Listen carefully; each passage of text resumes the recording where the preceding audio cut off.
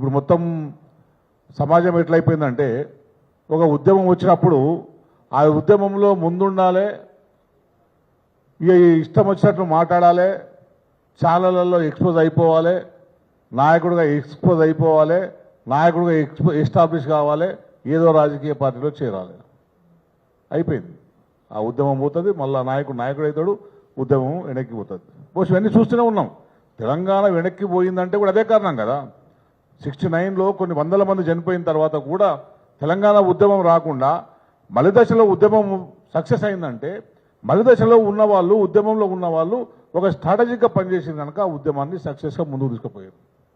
ఇప్పుడు కూడా ఈ నిరుద్యోగ సమస్య అనేది ఇప్పటి సమస్య కాదు, నిన్నటి సమస్య కాదు, రేపటితో పరిష్కారం అవుతుందని చెప్పి కూడా నేను అనుకోవట్లేదు.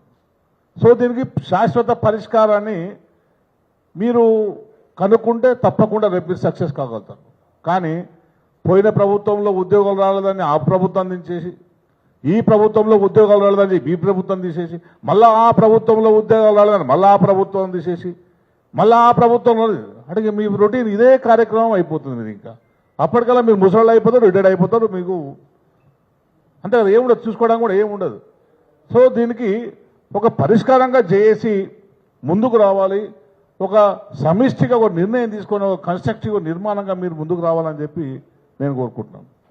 ఎందుకంటే మా పార్టీ తరఫున కేటీఆర్ గారు పూర్తి స్థాయిలో మీకు సహకారం అందిస్తామని చెప్పారు. మా పార్టీ తరఫున చెప్తాం, మా పార్టీ తరఫున మా శ్రవణ కూడా మాట్లాడే కనుక నేను నా జోలికి పోకుండా నేను మాట్లాడుతున్నాను.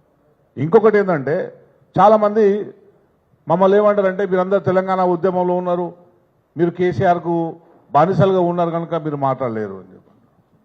మేము ఒకటే అనుకున్నాం, ఈ 10 సంవత్సరాలు తెలంగాణ పునర్నిర్మాణం జరుగుతుంది కనుక సైలెంట్ ఉండాలని అనుకున్నాం మేము. అంతే కదా, కొత్తగా ఏర్పడ్డ ప్రభుత్వం అవకాశం ఇవ్వాలి, ఏం చేస్తారా చేయరా తెలుస్తుంది కదా. సో 10 సంవత్సరాలు అనుకున్నాం. 10 సంవత్సరాల కాలంలో కేసీఆర్ గారు చెయ్యగలిగినంత చేశారు.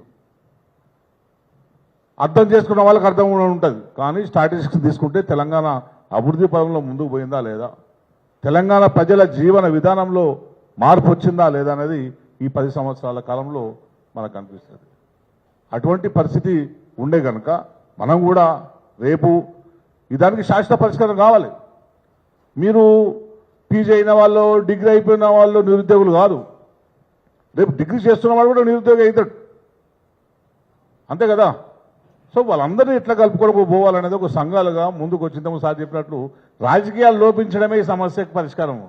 పాపరావు గారు అన్నారు, విద్యార్థుల్లో రాజకీయాలు చేయాలన్న ఆలోచన లోపించారు. రాజకీయం అంటే పార్లమెంటరీ రాజకీయాలు కాదు కదా, ఎలక్షన్లో పోటీ చేయడం రాజకీయం కాదు కదా.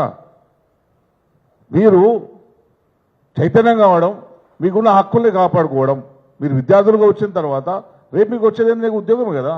ఆ ఉద్యోగం అన్నప్పుడు అది సమాజంలో నువ్వు సమాజ నిర్మాణంలో భాగస్తుడివి. ఇంతకుముందు తన రమౌత్ గారు తన పాపం తను చెప్పి ఎంతో ఆశపడి నా తెలంగాణ నిర్మాణంలో నేను భాగస్తుని కావాలని చెప్పి తను ఐఏఎం నుంచి కూడా వచ్చి ఇక్కడి గ్రూప్స్లో ప్రిపేర్ అయ్యే పరిస్థితి వచ్చిందంటే అంటే తెలంగాణలో ఇంత కమిట్మెంట్ ఉన్న వ్యక్తులు ఉన్నా కూడా ఇటువంటి మేధో సంపత్తిని వాడుకోవడంలో ఇప్పుడు ప్రభుత్వం విఫలమవుతుంది, వాళ్ళకి అవకాశాన్ని కల్పించలేకపోతుంది. కనుక ఇప్పుడు మనం నిజంగా మేము కూడా అనుకున్నాం, మేము తెలంగాణ జర్నలిస్టుల ఫోరంలో మేము ఎందుకంటే 2 నిమిషాలు ముగిస్తాను నేను. మేము అనుకున్నప్పుడు చాలామంది మాకు ఏమన్నారంటే మీరందరూ రాజకీయాల్లో పోతారు కనుక, ఎందుకంటే ఇప్పుడున్న ప్రభుత్వంలో ఉన్న పెద్ద మనిషి రేవంత్ రెడ్డి గారు కూడా మీరు అందరూ ఏదో కేసీఆర్ దగ్గర ఎమ్మెల్యే అయిపోదాం అనుకున్నారు, అందుకే మీరు ఈ జర్నలిస్టులను తిడుతున్నారు అన్నారు. మేము ఒకటే అనుకున్నాం, ఇవన్నీ విమర్శలు వస్తున్నాయి కనుక కూడా తీర్మానం చేసుకున్నాం, తెలంగాణ వచ్చేంత వరకు ఎవరు రాజకీయాలు పోవద్దు, తెలంగాణ వచ్చిన తర్వాత ఫస్ట్ టైం కూడా ఎవరు పోటీ చేద్దాం తీర్మానం చేసుకుని మేము ఉద్యమంలో ఉన్నాం. ఫస్ట్ టైం ఎవరు పోటీ చేయలేము, అడగలేము, పోలేము కూడా, అట్లా డెడికేట్గా ఉన్నాం. సో అటువంటి డెడికేట్గా ఒక ఉద్యమాన్ని మీరు నిరుద్యోగుల సంఘం తరఫున నిర్మాణం చేయండి. 100%గా మా తరఫున మా సహకారం ఉంటుంది అని చెప్పి కూడా నేను మీ అందరికీ ఈ సందర్భంగా హామీ ఇస్తూ, మీరందరూ కూడా, ఎందుకంటే చాలామంది మిత్రులు మాట్లాడినట్టు కూడా నిజంగా ఇప్పుడు అసలు తెలంగాణ ఉద్యమం జరిగిందే నీళ్ల కోసం, నియామకాల కోసం కదా. ఇప్పుడు మీరు మొదలు పెట్టబోయేది తెలంగాణ పునర్నిర్మాణ ఉద్యమం అలాంటిది. అట్లాంటి ఉద్యమాన్ని ఇప్పుడు మీరు మొదలు పెట్టాలి. దానికి తెలంగాణ పునర్నిర్మాణం నియామకాలే కదా, నియామకాలు జరుగుతలేవు కదా. రిటైర్డ్ అయిపోయేటోళ్ళు అయిపోతున్నారు కానీ మళ్ళీ కొత్త ఎంప్లాయీస్ వస్తలేరు, నీకు అడ్మినిస్ట్రేషన్ లేదు, ఉద్యోగాలు లేవు, యువత అంతా ఆగమాగం అయిపోతుంది. సో ఇటువంటి పరిస్థితుల్లో తెలంగాణ పునర్నిర్మాణం కోసమే ఈ నిరుద్యోగ జేఏసీ ఏర్పడాలనే విధంగా ఉంటే బాగుంటుందనేది నాకు సలహా. తమ్ముళ్ళందరూ కూడా ఆ దిశగా పనిచేస్తారని చెప్పి మేము ఒక పార్టీలో ఉండొచ్చు. మేము పార్టీలో ఉండి మళ్ళీ మీరు అంటారు మీరు ఇప్పుడు ఇట్లా మాట్లాడారు, రేపు మీ అధికారంలోకి వచ్చాక మాట్లాడకపోవచ్చు అని మీరు అంటారు. మాట్లాడకపోవచ్చు, అంతే కదా. అప్పుడు మాట్లాడకపోయినప్పుడు అందుకే మీరు పసిగట్టాలి. మీరు పసిగట్టి పిలవాలి. ఇక్కడ పిలవాలనుకున్నప్పుడే మీకు ఆలోచన ఉండాలి. అది ఇప్పుడు మాట్లాడితే మళ్ళీ రేపు మాట్లాడతాడా, రేపు ఇదే టోన్లో ఉంటాడా, ఇదే స్టాండ్ మీద ఉంటాడా అనే నాయకుల్ని పసిగట్టుకొని ఆ నాయకత్వంతో మీరు ముందుకు పోతే రేపు మీ సమస్య పరిష్కారం అవుతుంది.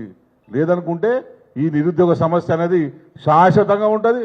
మనం శాశ్వతంగా రౌండ్ టేబుల్ పెట్టుకుంటాం, శాశ్వతంగా నిరసన చేస్తాం, శాశ్వతంగా దెబ్బలు తింటాం. ఇదే నడుస్తుంటుంది. సో అందుకే అశోక్ సార్ లాంటి మంచి కమిట్మెంట్ వాళ్ళు ఉన్నారు కనుక దీనికి ఒక సుదీర్ఘంగా చర్చించి దీర్ఘకాలికంగా ఒక పోరాటం తీసుకుంటే తప్పకుండా ఈ ప్రభుత్వం మెడలు వంచగలుగుతాం. మరీ ముఖ్యంగా ఏంటంటే తెలంగాణ వచ్చిన తర్వాత ఇటువంటి నీచ నికృష్టమైన పరిపాలన ఉంటుందని చెప్పి ఎవ్వరం కూడా ఊహించుకోలేం. తెలంగాణ ప్రజలు కూడా ఒక అవగాహన లేని వ్యక్తికి పట్టం కడతారని ఎవ్వరు కూడా అనుకోలేం. సో ఇటువంటి పరిస్థితి వచ్చింది కనుక రేపు ఇంకా మీరందరూ మార్గదర్శనం చేయాల్సిన అవసరం ఉంటుంది. ప్రజలకు చెప్పాల్సిన అవసరం ఉంటుంది. ఎవరు మంచోళ్ళు, ఎవరు తెలంగాణ ఆత్మ ఉన్నది, ఎవరు తెలంగాణ కోసం పనిచేస్తున్నారు చెప్పాల్సిన బాధ్యత మీకు ఉంటుంది కనుక మీరందరూ కూడా అందుకు సిద్ధం కావాలని చెప్పి నేను కోరుకుంటూ, దయచేసి మీరందరూ ఏదో మా గురించి మాట్లాడమంటే మీరందరూ మాకే చెప్తున్నారని మీరు అనుకోవచ్చు. కానీ ఎందుకంటే సమస్య మూలం తెలియకుండా మీకు పరిష్కారం కనుక్కోలేరు. మస్తు మంది రౌండ్ టేబుల్ పెడుతున్నాను. నేను ఇప్పటిదాకా ఎవరు రౌండ్ టేబుల్ పిలిచినా నేను పోలేను, ఏ మీటింగ్ కూడా పోలేను. అంటే ఏదో పెడుతున్నారు ఊగా తూతూ మాత్రం ఏదో వాళ్ళని తిట్టాలి వీని తిట్టాలి అనుకున్నారు కాదు కదా. సమస్య పరిష్కారం కాదు. రమణ మాట్లాడి చెప్పిన మంచి ఇష్యూ తీసుకున్నారు. నిరుద్యోగుల సమస్య తెలంగాణ ఎజెండా. ఇది తెలంగాణ పునర్నిర్మాణ ఎజెండాగా మీ నిరుద్యోగ జేఏసీ నిరుద్యోగ సమస్యను అనుకుంటే తప్పకుండా మీరు విజయం సాధిస్తారు. ఆ దిశగా ముందుకు పోవాలని చెప్పి నేను మీ అందరూ కోరుకుంటూ నాకు ఈ అవకాశం ఇచ్చినందుకు రమణ గారికి, తెలంగాణ జర్నలిస్ట్ వాళ్ళకు కృతజ్ఞతలు తెలుసుకుంటున్నాను. జై తెలంగాణ.